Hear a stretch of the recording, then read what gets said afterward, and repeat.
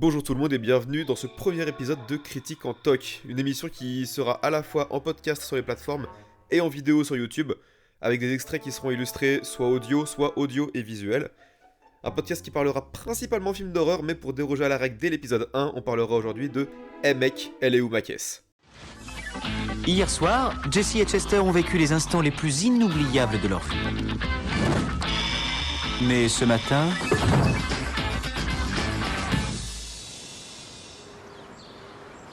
Mec, elle est où ma caisse ?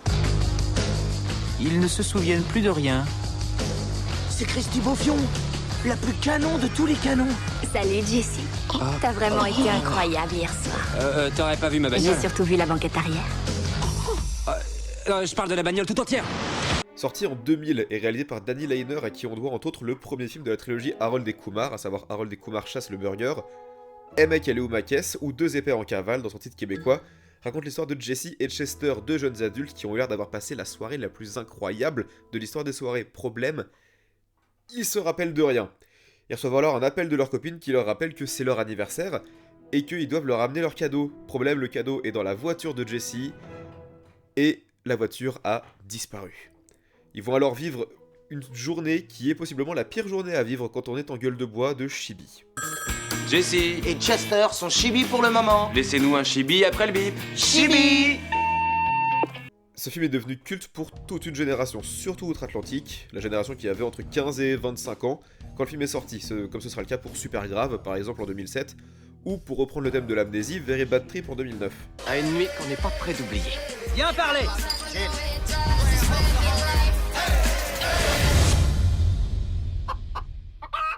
L'attrait peut s'expliquer par plusieurs aspects. Le premier est l'inattendu. Il est littéralement impossible de prévoir ce qui se passera dans 15 minutes dans le film, tant il est vraiment imprévisible. On passe de la recherche de la voiture, à un chien toxico, à un personnage de Christy Beaufion, à une stripteaseuse transgenre, à une secte d'adorateurs d'extraterrestres. Bref, ce film est imprévisible.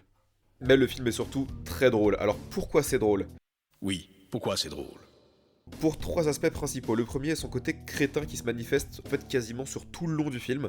On peut penser à la scène où nos deux héros, si on peut les appeler comme ça, se retrouvent dans un enclos d'autruches, avec Jesse qui les prend pour des lamas, ce qui n'est pas sans rappeler une certaine scène de la cabane dans les bois. Dude, c'est un lama. Ce somptueux élan qui est là. Marty, est-ce que tu as déjà vu un élan avant ? Les autruches finiront d'ailleurs par assommer Jesse et Chester. Personnellement, j'appelle ça la vengeance de l'autruche burger. Autruche burger. Tu veux un autruche burger? J'en veux bien. D'accord, t'en choisis une et je la boxe à mort. On a aussi la scène du tatouage où Jesse et Chester se rendent compte qu'ils ont les mots Sweet et Dude tatoués dans le dos. Et s'ensuit un quiproquo, car ce sont les surnoms qu'ils se donnent entre eux. Là voilà, la scène est devenue assez culte. Sweet. Il dit quoi le mien? Jude. Mais le mien, il dit quoi? Sweet. On a aussi la scène de l'interrogatoire qui est tout droit sortie d'un film des As avec ce flic qui montre sur un mannequin ce qu'il va faire à Jesse et Chester s'ils parlent pas. Et vraiment très très drôle cette scène. Ou encore le coup des nanas top canon. C'est pas moi qui le dis, elle se présente comme ça. Des nanas top canon. Et elle se présente d'ailleurs comme ça à chaque personnage qu'elle rencontre. Ce qui m'amène à mon point suivant, le comique de répétition. Beaucoup de gags se répètent dans le film, soit disséminés le long du film, comme justement le coup des nanas top canon, ou encore le fameux chibi que répètent Jesse et Chester tout le long. Ou alors ça peut se répéter plusieurs fois dans la même scène. On pense notamment au coup de Zoltan, qui est ce que répète la secte d'adorateurs d'extraterrestres, ou encore la scène du drive de resto chinois et son fameux « ensuite ». Ensuite, qui se répétera d'ailleurs plus tard avec un duo d'extraterrestres et même dans le générique de fin. Enfin, dernier aspect comique, le film est ouvertement giga ultra beauf.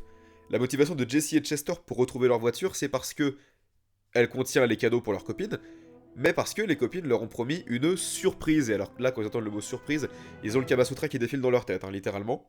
Les nanas top canon promettent du plaisir aux hommes à qui elles demandent un service. Le seul qui en aura d'ailleurs, c'est un enfant aveugle qui s'offrira une petite séance de lecture de braille sur la poitrine d'une d'entre elles. Enfin, le club de striptease et sa rangée de femmes qui mouillent le maillot parachèvent vraiment le niveau de beaufry qui fait passer Projet X pour du Tarkovsky. Mais ça ne va pas sans sa dose de sexisme malheureusement inhérente à l'époque.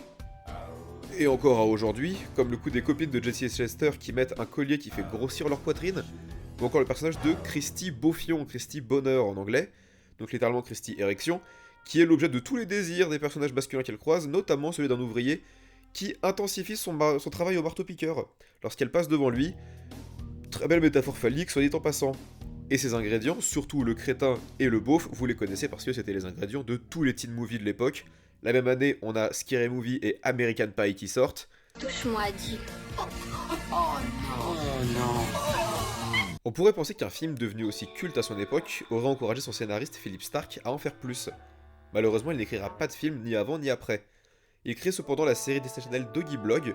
Si vous avez vu Disney Channel vers 2012-13, vous voyez ce que c'est. Il est aussi connu pour avoir coécrit 6 épisodes de la saison 1 de South Park, et on le retrouve surtout au scénario de la série That 70's Show entre 1998 et 2006, qui mettait déjà en scène Ashton Kutcher, à savoir l'interprète de Jessie dans Emmett et Léo Mackes. Parlons justement du casting qui est la raison principale qui fait que ce film est aussi réussi. Kutcher n'était connu que pour That 70's Show à l'époque, mais il jouera par la suite dans L'Effet Papillon, Jobs et surtout beaucoup de rom-com, étant vraiment le BG d'Hollywood à l'époque, la plus connue étant Sex Friends. Salut champion. Salut. Qu'est-ce qui s'est passé hier soir? T'as malmené mon corps toute la nuit. Dans le rôle de Chester, on retrouve Sean William Scott, qui avait joué la même année dans Destination Finale, où il jouait déjà un mec un peu simple d'esprit, mais surtout dans American Pie et son rôle de Stifler, où il jouait déjà un gros obsédé de la bite. On le verra plus tard dans Southland Tales, Les Grands Frères, My Movie Project, ou L'Âge de Glace pour les hérétiques qui le regardent en VO. He's the one that gave me this. Whoa, he gave you that patch? For free? That's so cool. Mais c'est pas tout, Wanda, par exemple, la copine de Jessie, est jouée par Jennifer Garner, qu'on a vu dans Juno, 13 ans bientôt 30, et son rôle d'Electra chez Marvel dans Daredevil, Electra et Deadpool et Wolverine.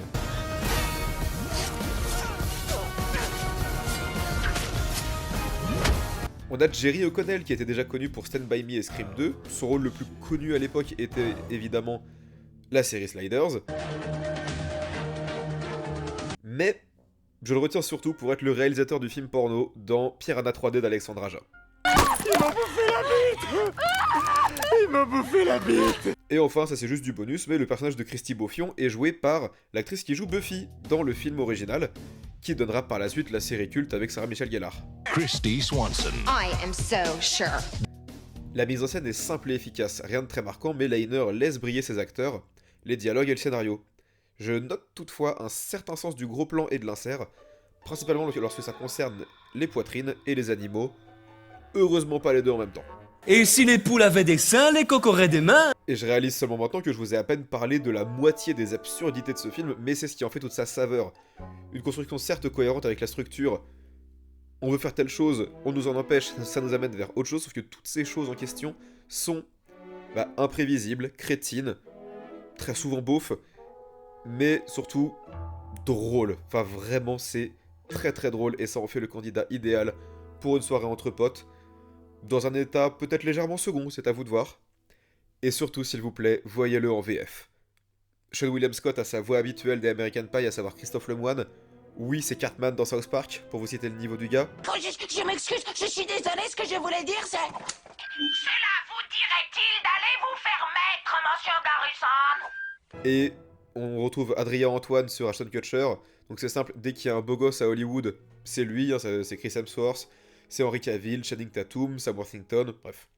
Une des voix les plus sexy qu'on a en France, accessoirement. Oh le bordel, tu te vantais de l'avoir niqué comme une bête, te l'as raconté devant le capitaine, tu te rends compte? Matt, cette tête de tueur, tu t'en es vanté devant ce gars. Et vous avez checké Schmidt parce qu'il s'était tapé votre fille. Sans déconner. Ah non mais c'est vraiment, je vois pas ce qu'il y a de si drôle. Et c'est surtout des comédiens qui ont parfaitement su capter l'essence de la stupidité des personnages qu'ils incarnaient. Et ça rend le tout tellement drôle, saupoudré par une magnifique adaptation des dialogues qui rend le tout, mais irrésistible. Merci d'avoir écouté ou regardé cet épisode pilote. J'espère que ça vous a plu et je vous encourage vivement à voir ou revoir Emmett et Léo Mackes, possiblement entre potes, à jeun ou pas, à vous de voir. Merci.